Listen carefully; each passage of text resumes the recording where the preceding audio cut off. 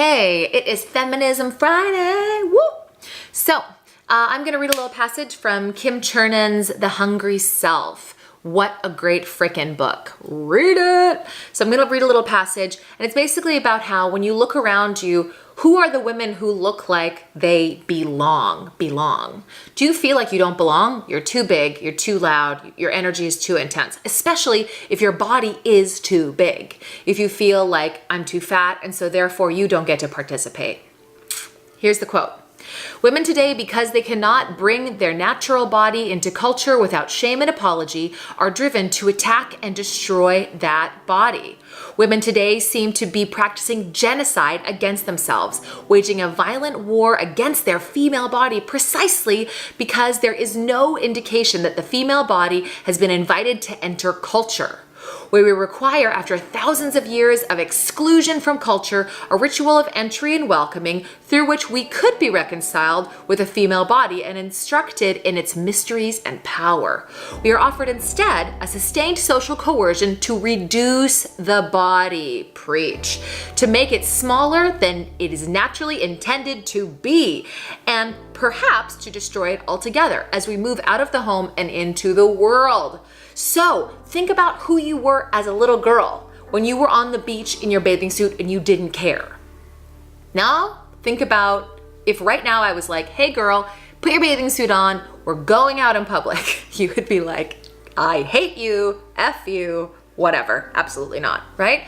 Because we have shame that if we bring our flaws, our humanity in the public, we will be excluded. Yikes. Okay, I'm gonna confess something to you. I am a bit body dysmorphic. This is my tape measure. I've had it since I lived in Korea. When I lived in Korea, it was a lot of pressure. It's the second in the world for plastic surgery. And people would see me on the street and they would say in Korean that I was fat. Generally, Koreans don't say, hi, how are you? They say, hi, and then something about your physical appearance. So it got to me.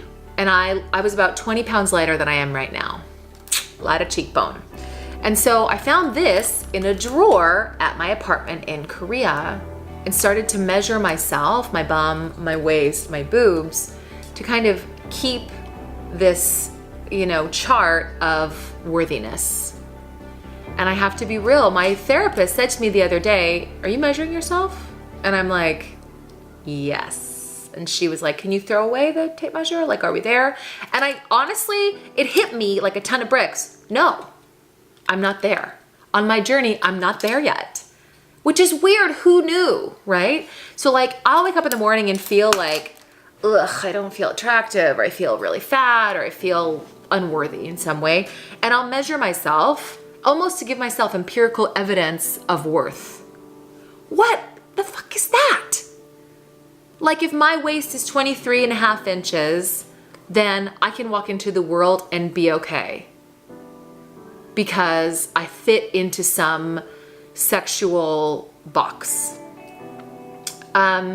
Whereas if I were to gain 50 pounds, I wouldn't be able to participate.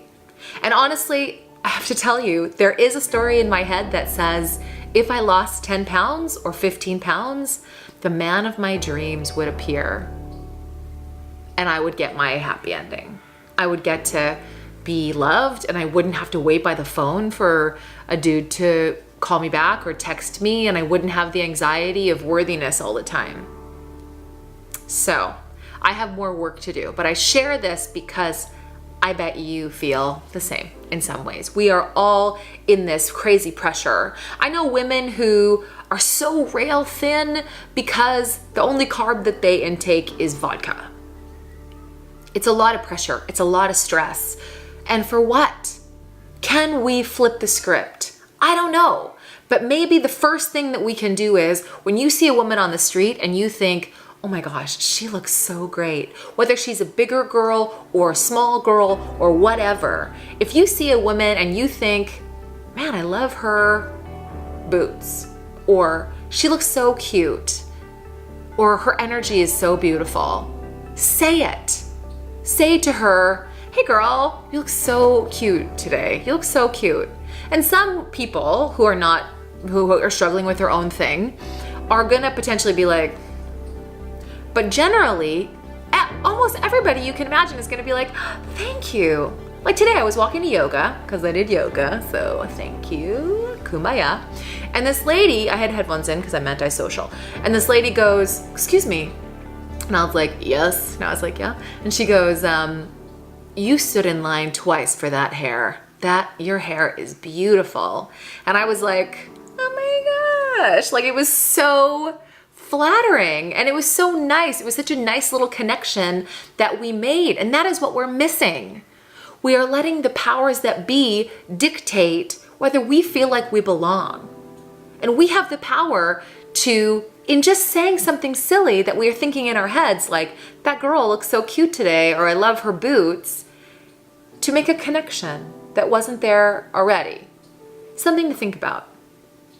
The bottom line is, no matter what you look like, no matter if my waist is the size I think it should be or whatever, we're worthy. Whether I have cellulite on my thighs or not, I'm a human being, worthy. No matter how much fat you have between your muscle and the air, you are worthy.